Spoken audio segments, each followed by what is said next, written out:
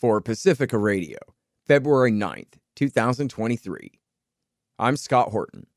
This is Anti-War Radio.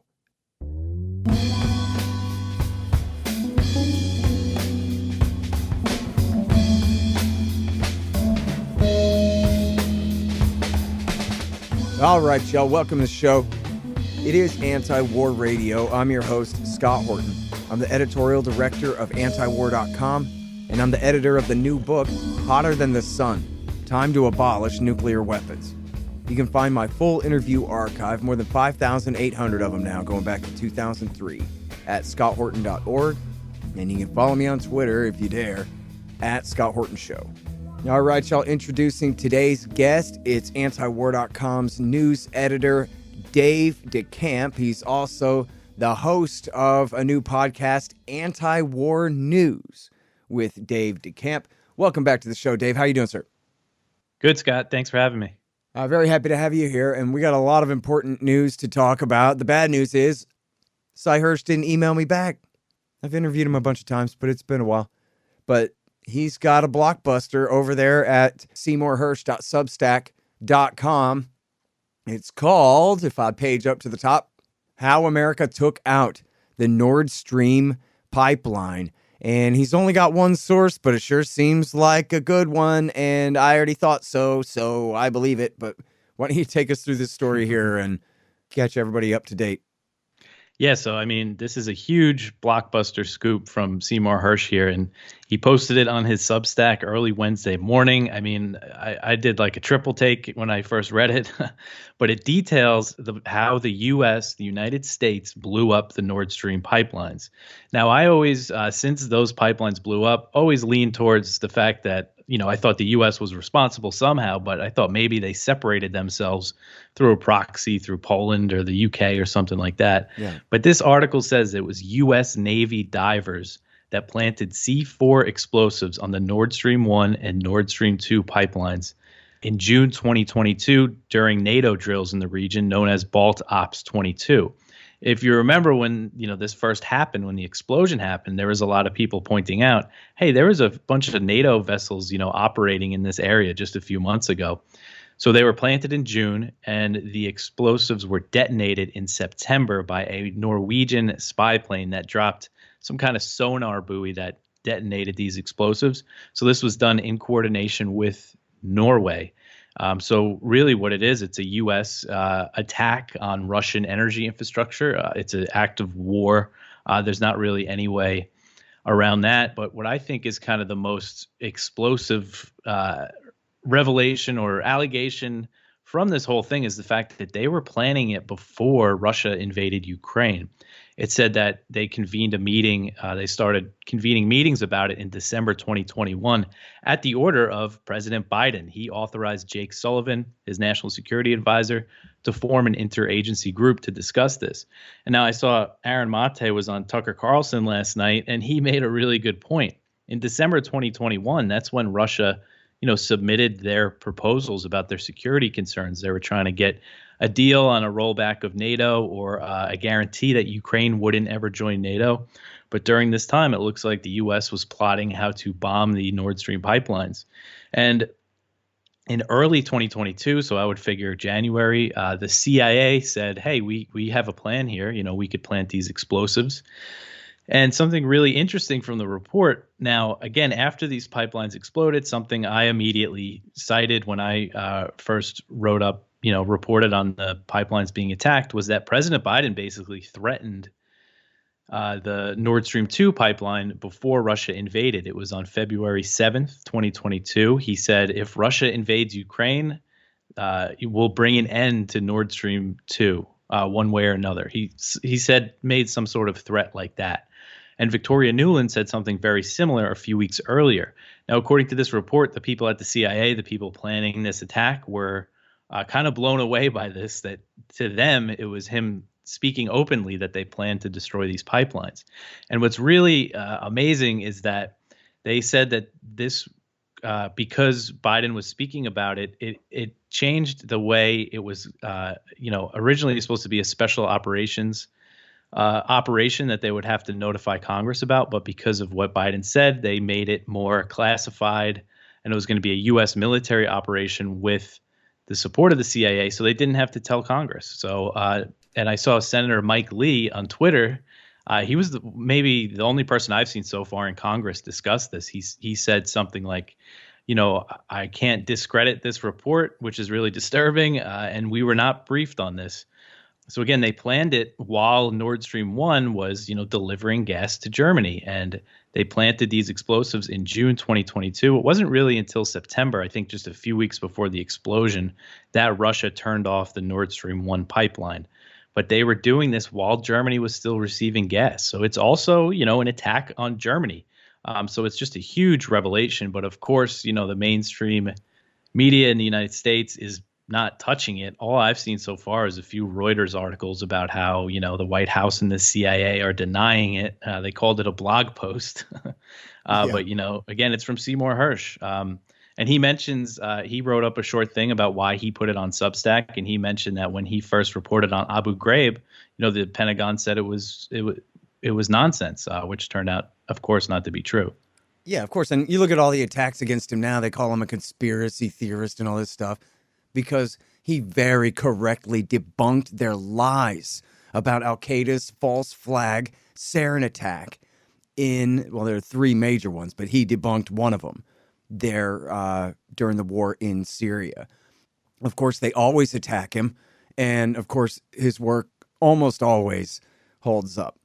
Anyway, Scott Horton here, Antiwar Radio, talking with Dave DeCamp about Seymour Hersh's new piece at Substack about America blowing up the Nord Stream pipeline, the CIA and the Navy working together on it. Well, the Times in London is covering the story at least.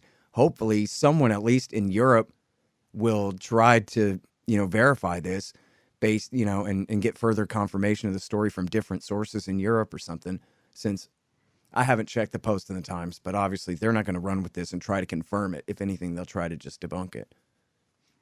Yeah, I'm holding out hope that maybe, there's somebody at the Post or the Times that, still admires Seymour Hersh and is going to try to, look into this at least. And also recently, at first, after the pipelines blew up, all the media was, trying to infer that it was Russia, which is nonsense. And they called the idea that the U.S. was involved conspiracy theory. But in recent weeks, both the Washington Post and the New York Times published very long, detailed stories about how there's no evidence that Russia was involved. The one from the Post, they cited like 23 officials in European countries and the U.S. that said it wasn't Russia, basically. Huh. So the narrative, has fallen apart, the idea that it's Russia. And Sweden, Denmark, and Germany have been investigating this. And these reports as well from the Times and the Post basically said it's very strange that they're not saying anything, that they're not giving us any details, they're not blaming anybody. And then the Times of London reported last week that Germany is open to theories that it was a Western country that did it, to blame it on Russia. So I think the dam was kind of cracking as it was. So again, I'm hoping somebody is going to say, all right, let's look into this. Or maybe we could get some confirmation from somebody in Europe. I know a lot of German politicians are probably going to be angry about this. And maybe in Norway, who knows? I know the Norwegian government denied it, obviously, but maybe we'll get some leaks from over in Europe. Mm-hmm. Well, look, I mean, it's almost as important as the rest of the story is that media consensus. It's amazing, right? It's like some kind of black magic. They just snap their fingers and every media minor bird in America repeats the same thing. Oh, obviously it was Russia that did it. Obviously it was Russia that did it, when no, obviously it was America or the British SBS, our SEALs or the SBS or something like that who did it. Why would Russia blow up their own pipeline? They can just turn it off. Mm-hmm. It's the Americans, as you delineated here, have the motive to prevent this peace pipeline between Russia and Germany from going into operation. They were putting sanctions on it for years under Donald Trump, even put sanctions on the Swiss and German firms building the thing in order to try to stop it. In fact, right here, I want to play this great medley done by Orf. It's 0RF on Twitter here, of American media personalities all agreeing about what must have happened here. We'd have to conclude without the evidence that it's most likely Russian sabotage on its own infrastructure. It's a common sense matter. I think it's Putin's way of sending a message. What Putin is saying to us by blowing up his pipeline is, look, I can blow up a pipeline. Everyone knows that Putin did this himself. It's the closest thing to a smoking gun without the direct proof. Yeah, I think logic and common sense will tell you that without the evidence. Russia was behind the incident. We can say it for sure. Who sabotaged the Nord Stream 2 pipeline? The Russians. I love the certainty and I appreciate the insight. Yeah, there's exactly one country on that list of suspects, Brad, and Russia would be it. It's hard to imagine others with a significant motive, but CIA Director John Brennan. Russia is certainly the most likely suspect. Russia is certainly the likeliest suspect. Russia is most likely behind this. Russia is the likely cause of it. Likelihood that Russia is behind the attacks. Very likely. Russian. Likely Russian. It is likely that this is an act by Russia. The most likely thing is in fact the most likely. Likelihood that Russia is behind the attacks. Very likely. Russian. Likely Russian. It is likely that this is an act by Russia. The most likely thing is in fact the most likely thing. Russia. The most likely suspect at this point, according to many, is Russia. I've heard people I trust saying that it's just probably Russia. Vladimir Putin, the most likely. Russia is likely to blame. I mean, that's totally something Putin would do, and then go blame it on someone else. Potentially a scenario of cutting off your nose to spite your face here. Why would Russia bomb its own pipeline? It doesn't seem to make sense if you're thinking in a rational actor scenario, but experts agree that Russia is the key suspect. Experts say Russia. Experts point the finger at Russia. Experts pointing their finger at Russia. European leaders are pointing the finger at Russia. And all fingers pointing at Vladimir Putin. Pointing the finger at Moscow. Pointing the finger at Russia. The Occam's razor points to Russia. Most logical points to Russia. German lawmakers point the finger at Russia. Spain points the finger at Russia. All signs point to Russia. Signs point to Russia. It still kind of seems to me like Occam's razor does still point to Russia's involvement. Russia is a prime suspect. Putin, the prime suspect. This is a not so subtle message from the Russians. Russian sabotage. Russian sabotage. What's happening here is Russian sabotage. Sabotage by the Russians. Sabotage by the Russians. More stable rhetoric, more intimidation from the Russians. Putin's playbook. Sabotage sounds very part of his playbook. It's essentially owned by the Russians and a Russian company. It'd be hard to protect against self-sabotage. the assessment is Russia was behind it. Certainly, the suspicions have got to be Russia who's doing this. Gotta be. Obviously Russia. The obvious explanation that this was done by Russia. It's pretty obvious this is a Russian sabotage operation. Russia says, oh, we had nothing to do with this, but come on. It was probably Russia that blew up the Nord Stream 2 pipeline. Oh, I think it did. I'm 99% certain of it. Everything that I'm reading and sensing is that Russia did it. Russian or Russian forces. So, Russia has done what it frequently does when it is responsible for something, which is make accusations that it was really someone else who did it.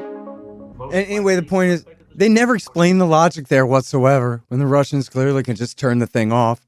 Obviously, it's the Americans who said for years that they were the ones who wanted to stop the Nord Stream pipeline, and the Russians have no motive whatsoever. But it really is an achievement that they can get everyone in media to agree like that. Yeah, and if they wanted pretext to attack NATO or something, they have all the pretext that they need already. They didn't need to do something like this. And the fact that they're pricing out the repairs, they're getting ready to repair the pipeline. It's something that was pointed out by the New York Times and the Washington Post. It just shows that why it wasn't Russia that did it, because why would they bomb it and then fix it? Yep. Maybe Charlie Savage will look into it for us. Oh, yeah, there you go. I'm sure he'll get the straight dope direct from the CIA. All right. Well, so let's talk about jets. Are they really going to get fighter jets to the Ukrainians, which they said approximately a year ago, don't worry, we ain't going to do anything crazy and stupid like that. That would cause a war between NATO and Russia. Yeah, well, that's the thing. The U.S. has said they're not going to send jets. The Germans said it. The British said that we're saying it too, but now they're prepared to start training Ukrainian pilots. Zelensky visited London on Wednesday, and he met with Rishi Sunak, the prime minister. And Sunak said, we're going to start training Ukrainian pilots how to use NATO aircraft this spring. Britain still hasn't said that they're going to send them jets, and neither has the U.S. or any other NATO country. But Ukrainian officials are confident that they're going to get them. But it's just a matter of how long the training is going to take, and honestly, just what's going to happen over the next few months, as it does seem like this sort of long expected Russian offensive is coming. Now we have Ukrainian officials saying, they built up a lot of troops. They're going to be ready to break through soon. So who knows where this war is going to be in a few months. If these Abrams tanks that Ukraine isn't going to get till probably towards the end of the year, if they ever get delivered, if they're going to get any of this stuff in time before a major Russian offensive. But yeah, the jets seem to be the next big escalation that Ukraine is pushing for. And again, just because these Germany, Schultz and all them have ruled them out, doesn't mean they're not going to get them, because they also ruled out tanks. They ruled out the HIMARS. They ruled out a lot of stuff that they ended up sending them. Right. Well, the Institute for the Study of War says that the escalation has begun. That over the last couple of days, and I guess especially yesterday, the Russians started moving new divisions into Luhansk, and they believe that there's 300,000 people coming. Mm-hmm. That's what the Ukrainians have been panicking about, and it's something that Colonel McGregor and Lieutenant Colonel Davis have been saying that they expect any time now, and I guess that's now. Yeah. So. And they've already, and Ukraine's been taking a lot of losses, in Donetsk.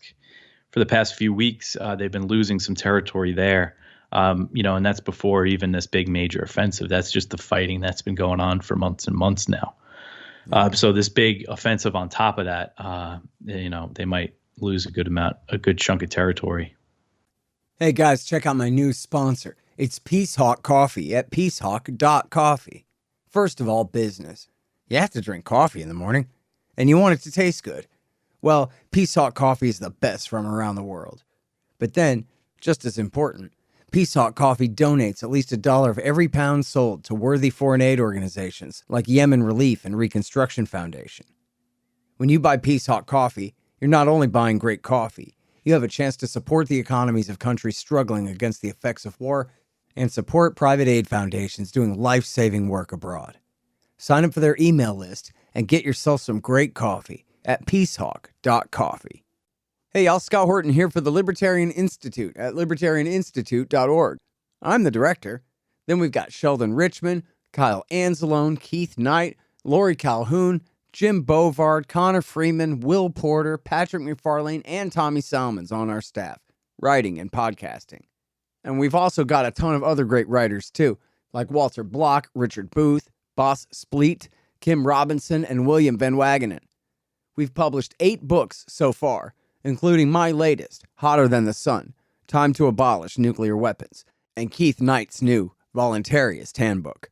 And we've got quite a few more great ones coming soon. Check out libertarianinstitute.org/books. It's a whole new era. We libertarians don't have the power, but we do have enough influence to try to lead the left and the right to make things right. Join us at libertarianinstitute.org. And what a horrible war, too. Artillery war. People just getting blown to bits. Mm-hmm. It's just really nasty. Huge casualty rates. Yeah, it's really pretty horrific. All right. So now let's rewind a little bit. This is so important that people understand. It goes back to the point you were making about how they were planning on blowing up this pipeline right when Russia was saying, here's our proposed peace deal. And you could say that treaty was too extensive and had too many demands. I don't really agree with that, but certainly it was a reasonable basis to open up real discussions. And we know, because they admitted it themselves, Derek Chollet, for example, who worked for Joe Biden, had said that, NATO was not on the table. We would not even discuss NATO membership for Ukraine with the Russians whatsoever. We already told them it's a defensive alliance. You don't need to worry about it. And that'd be good enough for them, when they knew that would not be good enough for them. And we have all those quotes of them saying, we could give them an Afghanistan. We could bog them down and bleed them to bankruptcy, just like we helped Osama bin Laden do to us over the last 20 years. And we do that to them again. And they just keep saying it over and over again. So now we have, and we already had, confirmation of this from different areas, that not only were they not willing to negotiate in good faith to stop the war from happening, but then once the war broke out, it's actually pretty miraculous how close Zelensky and Putin came to having a deal to end the war early in March or in April. of 2022. And we already knew that the Americans and the British had intervened there from reporting from Ukrainian Pravda, and we already had, complaints from the Turks involved. But now there's a new story, which is then Israeli Prime Minister Naftali Bennett has given this in-depth interview, Dave, where he explained his role in the shuttle diplomacy there and what happened to it all. And so people can find the interview on YouTube. It's in Hebrew, but it's got translations in the closed captions at the bottom that are pretty close. And I know you've looked at that very closely here. I was wondering if you can help explain what it is that Naftali Bennett said. Yeah, so this is huge. I mean, because I remember in these early days of the war, Bennett went to Moscow on March 5th to meet with Putin. He was playing the role of the mediator. And here on this interview on his YouTube channel, he really detailed that role. So he went and met with Putin, and he called Zelensky right afterward. He was calling back and forth between them. And he said that there was a real will, on both sides to reach some sort of deal. And he got them to agree to major concessions. The one on the Russian side was he said that Putin conceded that, he didn't need denazification, which is a pretty vague, could be a pretty broad war goal. But the way Bennett described it, he said it was basically regime change, that denazification meant the removal of Zelensky. So he got Putin to concede that.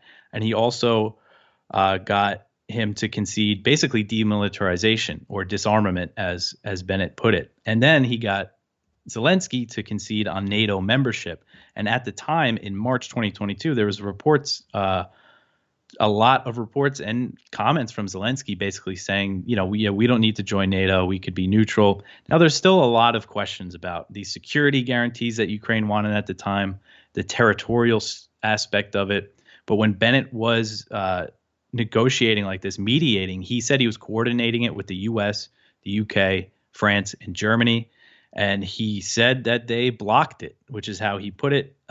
He said that they made a decision that they wanted to keep striking or hitting Putin, depending on the translation. But he said that there was a decision by these Western countries, basically, that they wanted this war to continue and that they blocked his efforts at mediating. So, again, it's very a huge story. And the negotiations didn't end with his mediation efforts.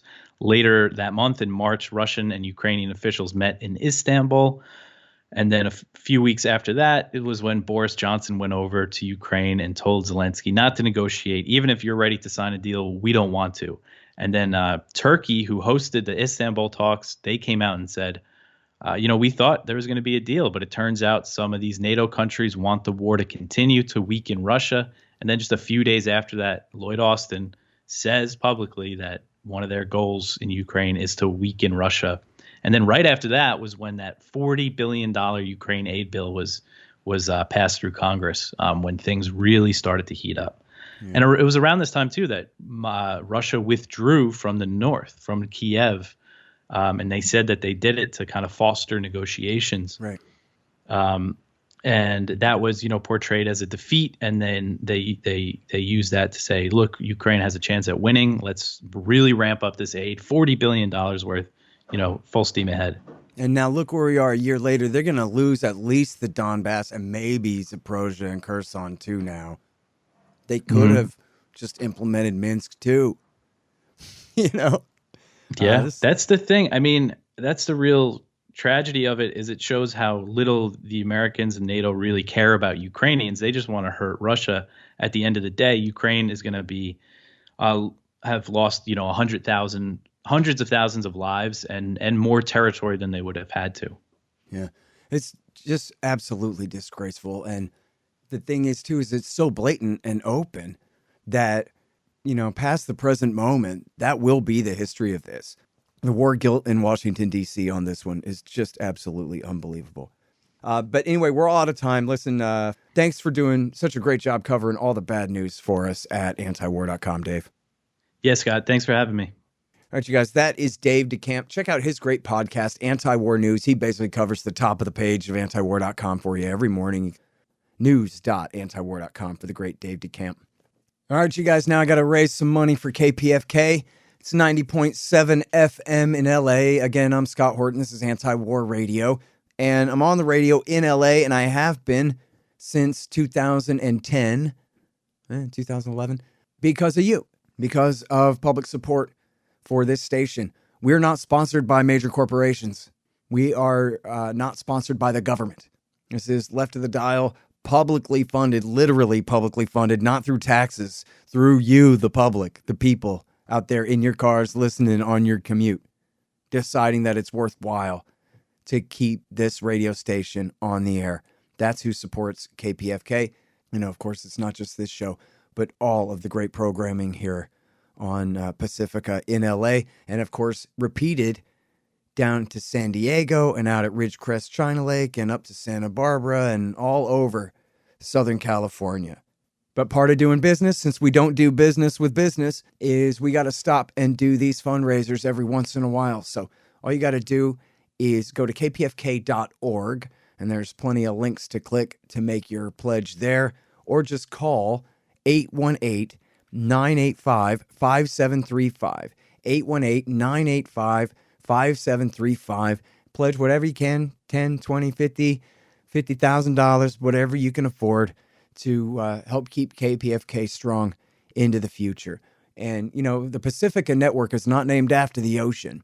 The spirit of this entire thing is against militarism. And so that's why I'm so proud to be part of KPFK and so grateful that I have access to y'all's ears over all of these years. Didn't mean to rhyme, sorry, but that's what it's worth to me. I hope it's important to you. It's kpfk.org or 818-985-5735. And I think they might still have a couple of copies of my book lying around. The deal is if you donate $75 or more, you'll get a copy of Enough Already, Time to End the War on Terrorism by me as a premium gift to you as a thanks for your donation. So again, kpfk.org, 818-985-5735. And now let me invite you all in the Los Angeles and the rest of Southern California radio audience to this huge and important anti-war protest coming up here on Sunday, February the 19th at the Lincoln Memorial in Washington, D.C. I know it's a long way from L.A., but then again, that's what airplanes are for. It's not that expensive, and it won't take that long, and it'll definitely be worth your time.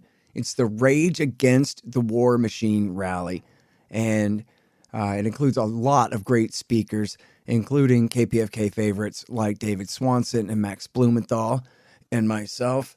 And it's a broad coalition, libertarians and leftists with, I think, a couple conservatives in there as well, too. Jimmy Dore is going to be headlining.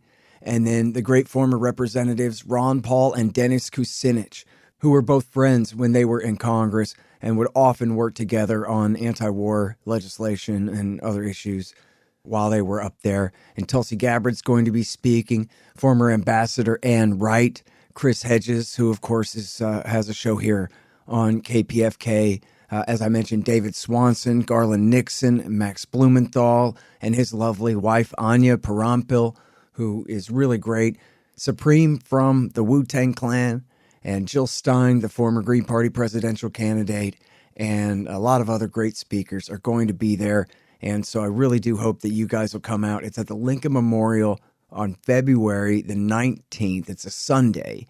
And, you know, we're marking the 1-year anniversary of the horrible proxy war with Russia taking place in Ukraine right now. And the demands are to abolish that war, to slash the military budget, bring the empire home, free Julian Assange, restore civil liberties, and obviously most important, call a ceasefire and real negotiations for peace in Ukraine before our government gets us all killed. And it's just so important. I know that the political incentives don't quite line up for people on the left the way they did in Cindy Sheehan's day, but the reality is that the consensus is wrong. And they have, our government and our foreign policy establishment, national security apparatus, have us in such danger right now. We have got to show up by the thousands to this thing and make an impression on people and let them know in Washington, D.C., as the polls show, that the people don't support this policy. Let them know we actively oppose it. We demand an end to this before it gets too much further out of control. So again, it's Rage Against the War Machine. That's the protest. It's at the Lincoln Memorial on Sunday, February the 19th. Go to rageagainstwar.com. That's rageagainstwar.com to find out all the information about it. It's going to be a really great event, and I really do hope that you guys will be there, and I'll see you there. And that's it for Anti-War Radio for today. Thanks very much for listening. I'm your host, Scott Horton. I'm editorial director of Antiwar.com and editor of the new book, Hotter Than the Sun, Time to Abolish Nuclear Weapons. Find my full interview archive, almost 6,000 of them now, going back 20 years, at scotthorton.org and at youtube.com/Scott Horton Show. You can follow me on Twitter at Scott Horton Show. And I'm here every Thursday from 2:30 to 3 on KPFK 90.7 FM in LA. See you next week.